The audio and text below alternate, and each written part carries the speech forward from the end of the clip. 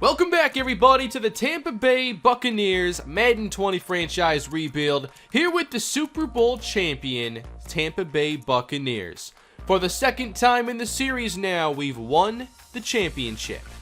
The Super Bowl run was a lot of fun, and the Super Bowl gave us very little drama as the Buccaneers won decisively 37-3, allowing just 164 yards of offense from the Bengals. So now we have 2 rings in the series, but of course we're not done. We always see what's next. Can we keep up the legacy?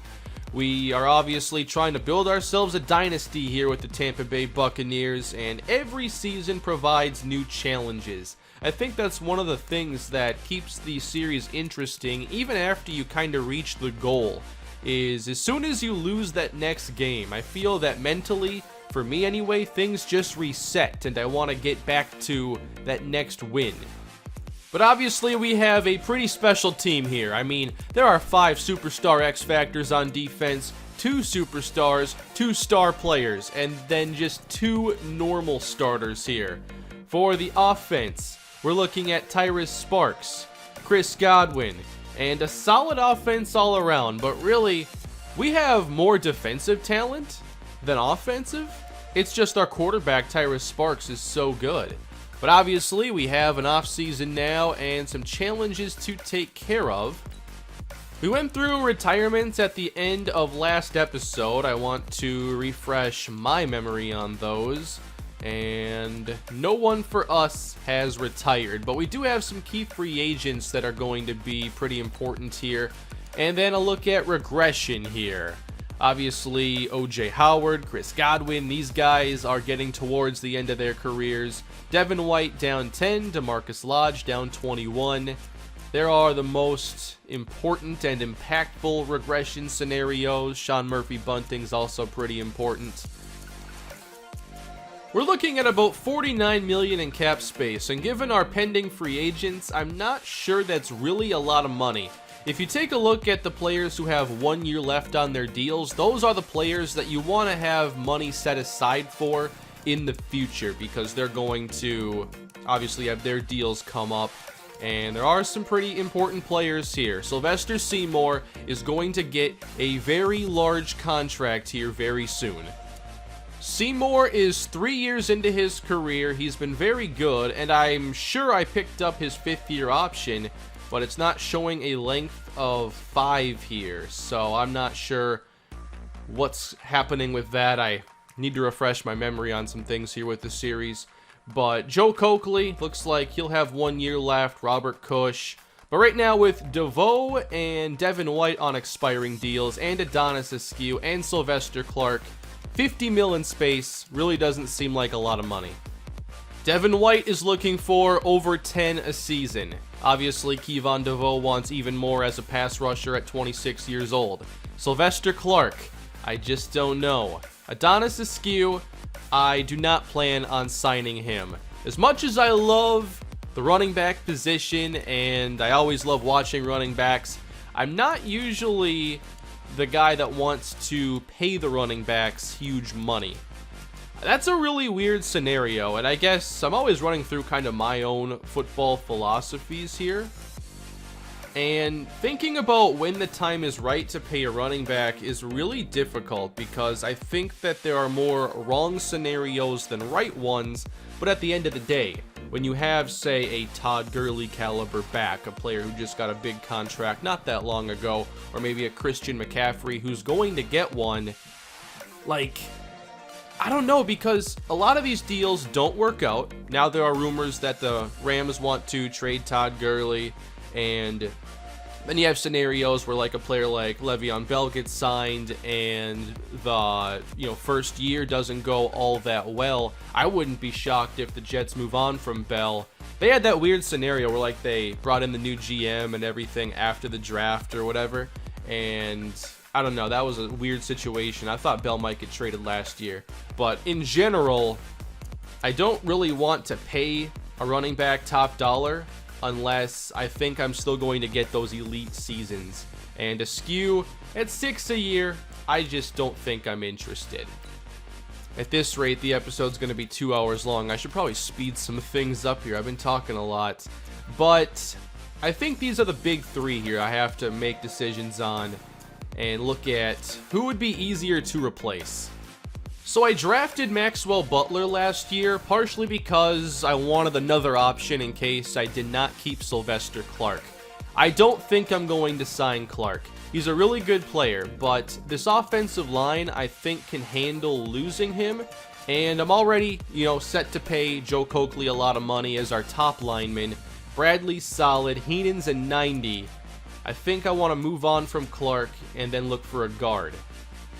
At linebacker, I think in Madden, more so than real life, inside linebackers carry a ton of value. It seems that that's a position that impacts sims a lot, and also in-game. I think the middle linebacker just gets so many opportunities to change a game, and a difference maker like Devin White can really elevate a defense. I've seen it over the years with obviously Devin White in this series, or Jalen Smith in the Cardinals series, or Miles Jack in my Broncos series on the main channel. An elite inside linebacker does matter. For pass rusher, we don't have a ton of depth outside of Cush and DeVoe, so I think I'm leaning towards signing DeVoe and Devin White. I also don't think it's realistic to think you can pay 5 offensive linemen on second contracts that are, above average. I just don't think that's really feasible. So Sylvester Clark's going to go to free agency. Really good player, just a situation with this team where it's not going to work out right now.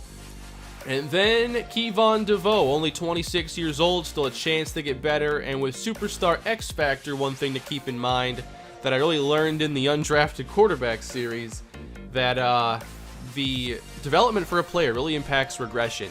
And that's something I need to consider when I'm thinking about players getting to those late 20s, early 30s.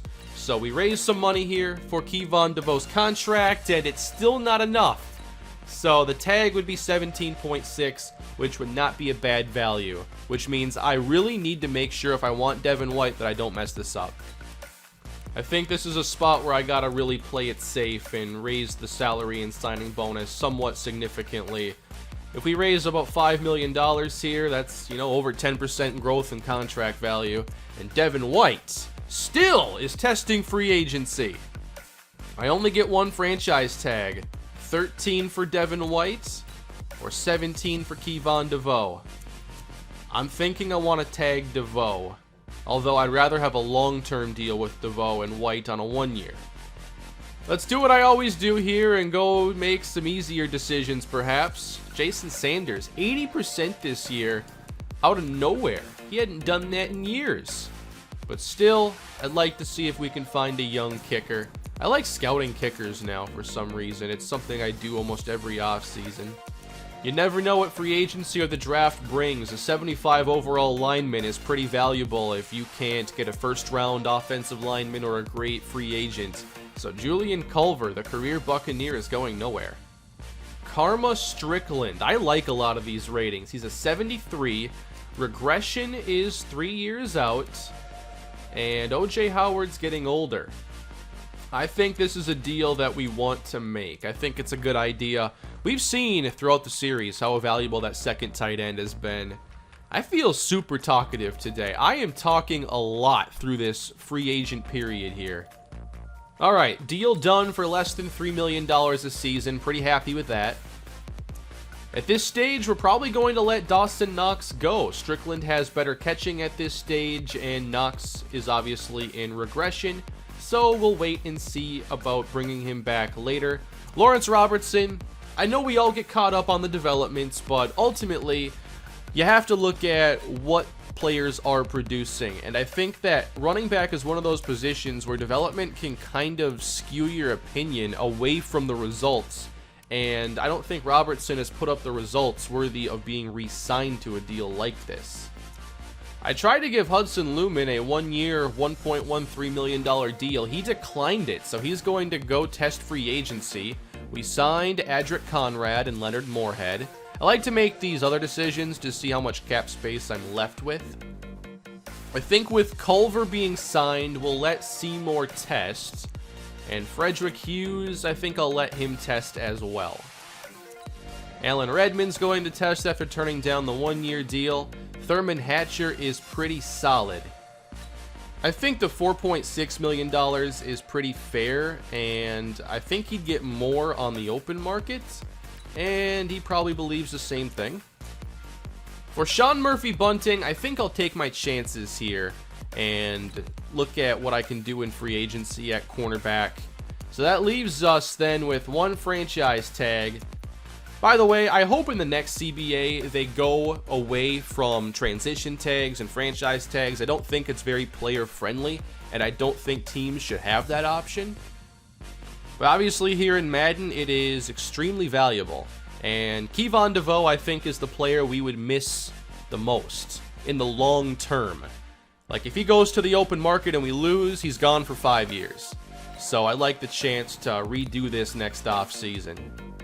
You know, I really don't know what I think of this offseason so far, because I believe we're going to lose more players than I anticipated, and our defense is probably going to take a major hit talent-wise. So I think that adding a playmaker this year, especially with Godwin getting older, Howard getting older, and now no Adonis Askew, getting a new playmaker that we can build around for the future is very critical. We are only at $18 million in cap space, and that's without Devin White, without Sean Murphy-Bunting, without a #1 running back. We have quite the offseason here, I think, to go through. Next year we get some relief because of the cap going down for Tyrus Sparks, and that goes down because signing bonuses go over the course of 5 years of a contract. So that's why you typically see contracts where the number goes up year over year, but if it's over 5 years, which is really only in the case of quarterbacks, then the number goes down after the 5th year. But to save money now, if we wanted to, Robert Cush could be cut, and that is one of the only good cut candidates, and he's not getting released. DeMarcus Lodge, though, we could consider if that $2 million was worth it. Overpaying players is not a concern to me until it hurts the cap and you could do something with that saved room. But I don't think $2 million is a difference maker right now. I think we are extremely limited this offseason, and this is not good. I've never seen 22 bids on one player. The game is trying to sabotage the series right now and take away the star of our defense. And not only that, he might go to a division rival. Oh my, this is not good at all. I think I have to go for a huge 1-year deal. Oh, it's not going to work. There's no way it works. What if I make it a multi-year deal and make it a huge signing bonus? That way we can reduce the year 1 cap hit a little bit. It's still pretty difficult to pull off. 3 years, $40 million right here is 91 points. Still work to do. I don't think I've had a situation like this in Madden in this game at all, where I've had such little cap space and so many players I could potentially lose. But here are the cap hits that we're dealing with. We have 2 top-paid edge rushers, a great quarterback in Sparks, a top-tier wide receiver, Max Heenan, Jamichael Beekman. You can't pay everybody, and I think we've reached our limit essentially. I think Kyle Caber's got to go to inside linebacker this season and take over for Devin White. This is what it takes right here to top Carolina. This deal would be $45 million over 3 seasons, and we wouldn't have very much cap room left. I don't think we can make that deal. It looks like Adonis Askew could also be heading to Carolina, which would make our meetings against our rivals very interesting moving forward. Jesse Reyes is again available. There aren't a lot of great receivers available, but we could try to bring Mike Evans back for a last year at 78 overall. A lot of these ratings are still decent. I'll make a really low offer and just see if he comes back for under $2 million. Sean Murphy-Bunting has a lot of interest here. It looks like he will get what he's looking for. This is really tough to figure out what I want to do. I do like some of our receivers. Maybe I don't have to target one super early. There is Gabe Ventura, who's coming off a nice rookie season. Wish he got that development boost, but maybe this coming year it can happen. Denard's still pretty good, I think entering a contract year. And we have a great offense with Tyrus Sparks, so I think a running back and an offensive lineman are my main targets, but I really don't want to regress a ton defensively. The fair offer for Sean Murphy-Bunting actually tops Minnesota, so I think I'm interested in trying to bring back Murphy-Bunting. We do have enough cap space to give him a deal, but that's really the only big deal we could make happen. I'd also like to sign veteran running back Corey Kirkendall. He has elusive back archetype, 92 speed, decent break tackle. I like his skill set here all around. Plus, he catches the football pretty well. So if we don't draft an early running back, I wouldn't mind maybe Kirkendall and Copeland getting majority of the opportunities. But we certainly are set to lose a lot of talent this offseason. I just did not think it would be quite this impactful. Thurman Hatcher has a couple bids here from Miami and Green Bay, so I don't know if we could even bring him back for depth. Well, I know this isn't going to be fun, but let's simulate to the next stage. I know we're about to lose some cornerstone players here in the series, and this is going to be tough, to come back as Super Bowl champions defending. But we will have Sean Murphy-Bunting, so we don't lose him. But I made a lot of offers and only had one accepted, so we'll see if any more of those players got offers. No for Evans. Kirkendall now has a lot of interest. I might be able to make it work. And then I gave an offer to Dawson Knox that did not succeed. So, league signings, Jalen Ramsey going to Detroit, and the Rams get Devin White. Alright, he's not staying in division. It ended up being a 103-point bid, so even higher than the top we saw before. Sylvester Clark is going to Oakland on a big $52 million contract, and the Cowboys sign Adonis Askew. So it looked like the Panthers were going to make some moves, but they missed on their top players. And here are some other results here from free agency. Thurman Hatcher got a good deal from Miami. In that case, I'm probably going to withdraw here from Mike Evans, get back that cap space, maybe as well for Dawson Knox. So I can look at offensive line. Alante Avery got the high bid now, and Clark is not available. I could try to sign Ronnie Stanley, or I could try to sign a guard. Let's take a look at where this draft is strong, and obviously we pick at the bottom of every round and have an additional 4th round pick this season. So, running back is obviously one I'm looking at, and this is a pretty good running back class. Dwayne Shea from Wake Forest, he might go a little too early.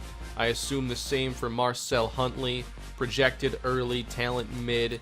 So Raphael McKinley would probably be the top player we get a chance to draft.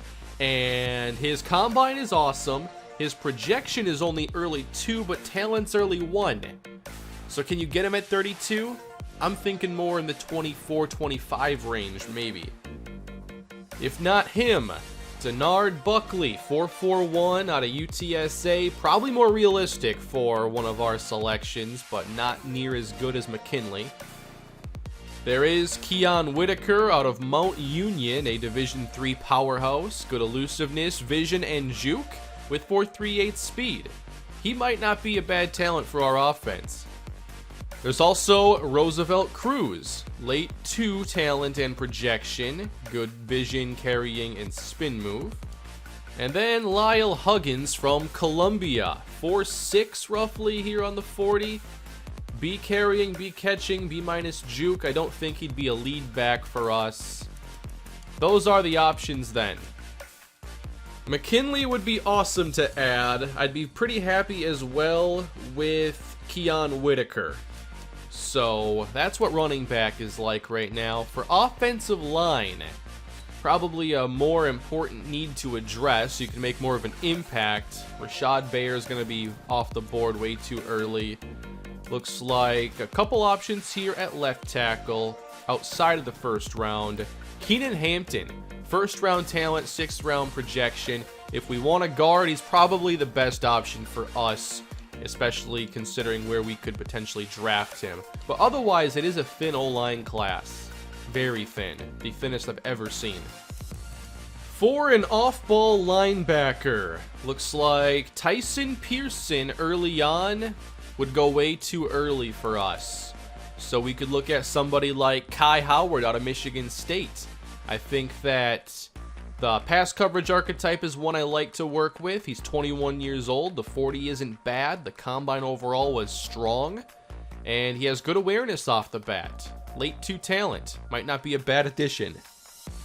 Besides him, I didn't have a lot of off-ball linebackers I liked in this class that I think could be early contributors. Maybe Ronnie Vaughn, Calvin Elam's a run stopper, so I'm not sure about his cover skills. And on roster, we do have a couple players I like. Nathan Parson, who's entering just his 2nd season. He's somebody we could look at developing. And then there's also Nathan Young. These two plus Kyle Caver would be our starters at the moment, but we could certainly look at upgrading. Otherwise, safety is solid, cornerback is okay as we brought back Sean Murphy-Bunting. So there aren't a ton of holes, it's just we're losing some really good players and it's hard to replace them. I think this begs the question though, do we have the flexibility now to look at maybe trading up if we want to address running back with the number 1 pick or the number 1 option? I want to bring in a decent backup defensive tackle though. I think the depth here in the front 7 is pretty important, so let's give a 1-year offer to Derek Nottie. We're not left with a lot of cap space after that. If I keep this offer on the table for Corey Kirkendall, it barely tops the Titans offer. I wouldn't mind having him on the team. Alright, that stage is over, and we did sign both Derek Nottie and Corey Kirkendall. So if we want to go into the season with Kirkendall and Copeland, we can. I wanted to at least have one strong veteran running back here on the team. I do like Copeland. He has had some injury issues in his career. Plus, he's 28 years old already, which feels like he's way older than he should be right now in the series. But Kirkendall, I know, had some seasons with the Ravens, I want to say, and I thought he was a little more productive than this. I'm not really sure what to expect here. Just wanted to add a player whose skill set I liked. So Kirkendall's on the team. Maybe it was for more money than I should have offered. We have 5th-year options here. And Sylvester Seymour, we could pick it up or we could try to sign him to a mega deal after this offseason. Definitely like to pick up his option. I don't know if that's the only one for this season. Yeah, I should have known this was the year we pick it up. It's always after year 3. That's why it didn't already happen. I already scouted the kickers in this class, and there are 2 first-round options. My favorite would be Carter Gilbert with B+ kick accuracy. Should have an overall in the low 70s. Alright everybody, the 2028 NFL Draft is about to begin, and I'm not really sure what to expect from us here. I think that running back is still something we could and probably should consider, but is it worth trading up to do this early, especially when I might have to give up my 1st and 2nd round picks? That might just be too much. I mean, how can you say no to paying a running back $6 million a year, but say yes to trading up a 1st and 2nd and maybe more? I don't know. I do think I should draft an offensive lineman though, maybe a running back in the 2nd round, and then just try to make a difference somewhere. I don't know if I can at linebacker the way I really want to, but hopefully I can get some good depth out of this draft and make it so if we have to move on from anybody else, it's an easier transition. Alright, so the New England Patriots are first on the clock, number 1 overall. Rashad Bayer, the number 1 offensive lineman, is off the board. Miami at 2 goes Julius Newsome, 79. He might have been the top player in the whole class. Tyson Pearson, a 73 in the top 5, a 74 in the top 5. And then Quandre Jefferson, the number 1 wideout, goes to San Francisco. Princeton Montgomery, only a 67 here at number 7 overall. Marcel Huntley is the first running back selected. Darren Johnson, 69 overall guard. Jalen Crockett. This might not be the strongest draft class with all these 60 and low 70 overalls going so early. We are now halfway through. Dwayne Shea, 80 overall from Wake Forest. He wasn't even my top back. Wow, and there's still McKinley, who's great. This is really strange. Wesley Shepard off the board. Jeffrey Hoffman. LaMarcus Bowles. Howard Mullins. DeMarcus Drake. Solid. Division rivals. Saints take Harvey Vines. Keontae Moody. And the Panthers, another rival team, Cedric Brackens. So at this stage, if I wanted to trade up, I wouldn't be giving up quite as much. Now, there are some really good values in this class I want to go over here. I have 41 players on the board. Wish I could rank it just by the available projections, but Kevin Beekman, 4th round receiver prospect, actually 1st round talent. Martin at corner, 1st round talent as well. Billy Klein from Vanderbilt, early 1st round talent. Okay, I didn't know it was early. He's 24, deep threat, early round 1. Of course, we talked about Raphael McKinley already. And Dexter Bowe at speed rusher. I just don't see us addressing that early enough. Keenan Hampton, I obviously want to try selecting him. Will Kirkland at safety, not a pressing need, but maybe. Those are the top players. Oh, Floyd Luther here at defensive tackle. How easy would it be to trade up with Seattle? And remember, we have 2 4th round picks. This might be a chance to add a really good running back. He has very good speed, but also it was like 20 reps on the bench, which is quite significant. So how much would a 4th round pick do here? Wow, this is not easy. The 3rd round pick probably gets you close, but I don't think the 3rd round pick gets it done. I don't think I'm trading up, at least here. Justin Bobo off the board.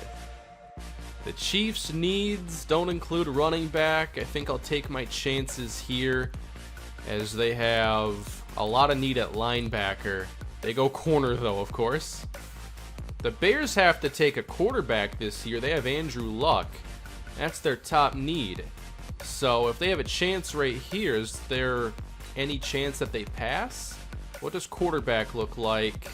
I didn't scout them, obviously, but they could go quarterback here. And they go Nate Boss instead. So at least we're closer to our pick. This isn't going to get it done. I don't think I want to offer the 3rd round pick either. I don't want to give that up to move up just a few spots. Robbie Silas off the board. The Raiders have to go quarterback. And after them, it's Dallas, and they signed Askew. So I don't think they draft running back either. Sharif Corbett off the board. And Wade Webb at tight end. So now just one team. They have Joe Mixon, 88 overall. There's no way they go running back here. They can't. They have other needs. And they go Patrick Goldman. So we're on the clock, and we could take McKinley right here. Looking at the available board, McKinley would be our best player to take right here, and one of the only 1st round talents that should go in this range. Dexter Bowe being one of the others. Nicholas Henderson, but those positions are certainly not needs. I wouldn't mind making the move right here. Vision is his top skill. Carrying, juke are good. He has great speed. I think his strength is going to be awesome. Could be the complete package here at running back. Raphael McKinley is our 1st round pick. Number 12 in true talent, 74 overall, hidden development, 93 speed. And most of these ratings are in a pretty good spot to start. 84 ball carrier vision is impressive, 76 break tackle, 72 catching, so he can do a little bit of everything. And I believe also losing Lawrence Robertson means he'd likely be our power back, which could help Rookie of the Year probabilities with the touchdowns. So that's how this draft starts, a first-round running back. That's just where I thought we could make the best difference there. Keon Whitaker, 68 overall. Oh, there goes Billy Klein. That is certainly before I expected. I think he had third-round projection or something. He goes mid-2. I don't think we would have taken him, though. I do like a lot of our receivers, and I think we have other positions to address. There goes Martin. Definitely earlier than expected. He goes to Carolina here late, too. All right, we're on the clock again. Now at the end of the second round, we have Kevin Beekman, a wide receiver. Running back is not really something I'm looking at now, obviously. I'm going to make a pick, and I'm not sure it's going to be a popular one.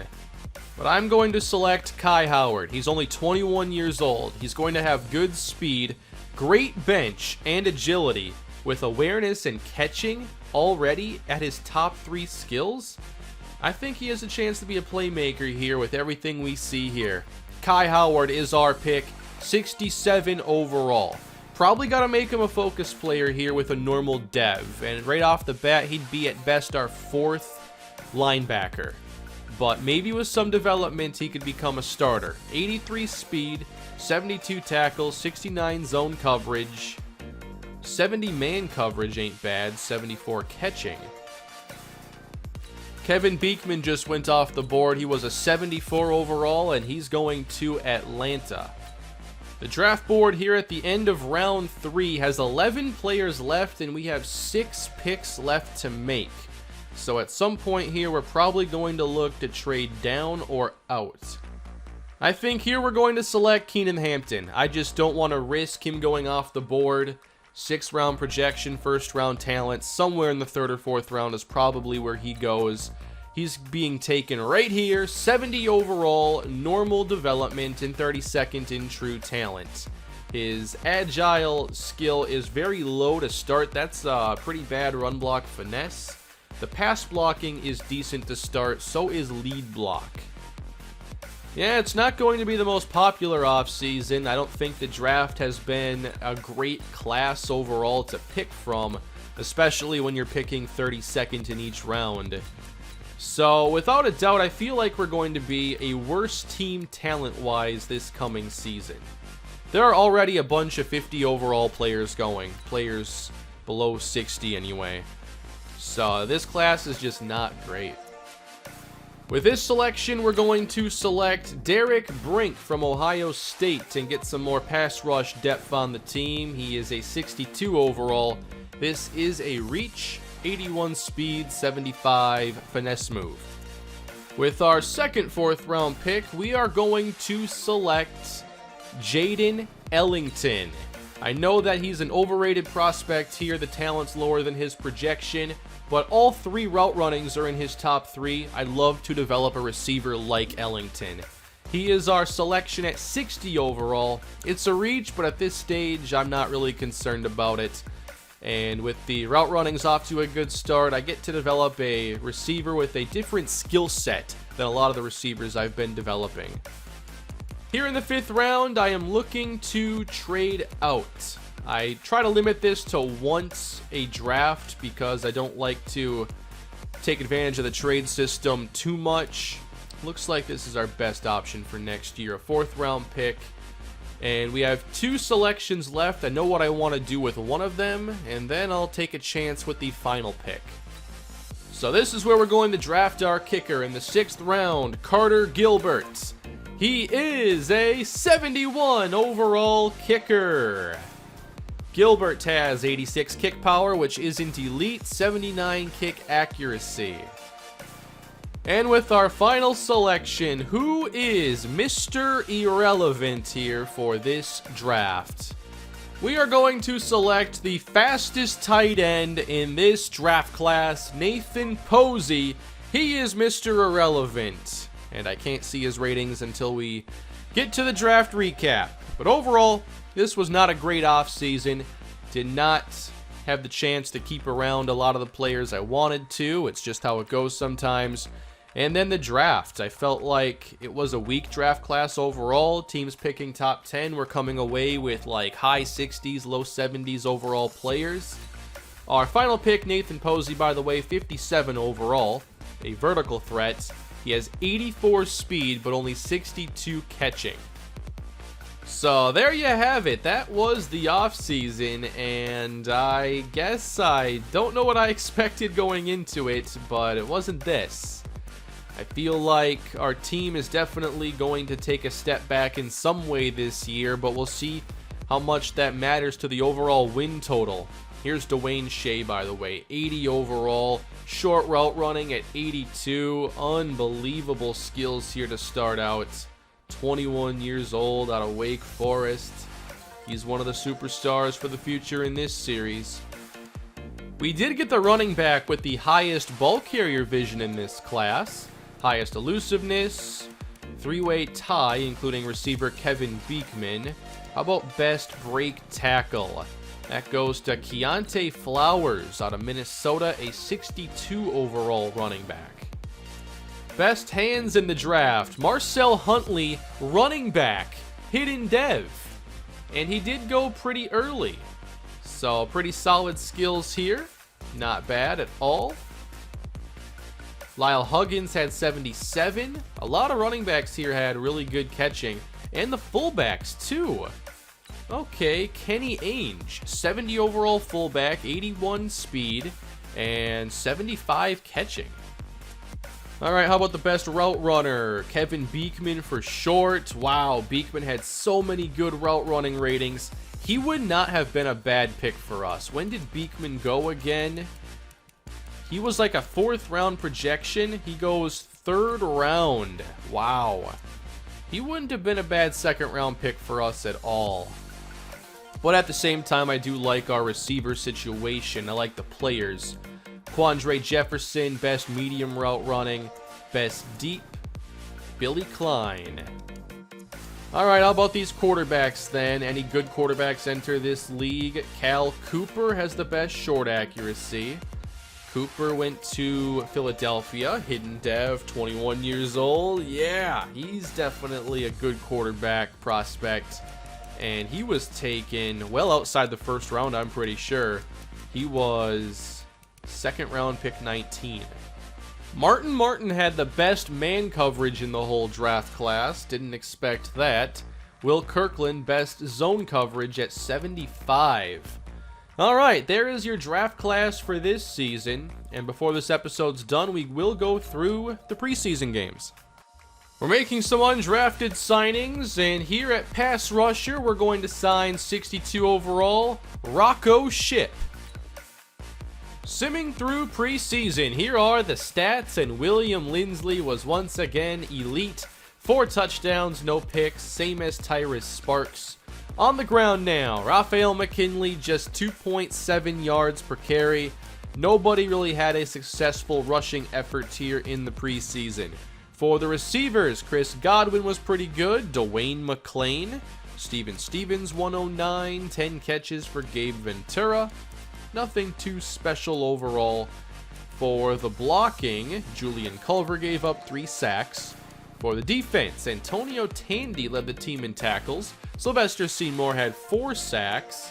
And for interceptions, just 2.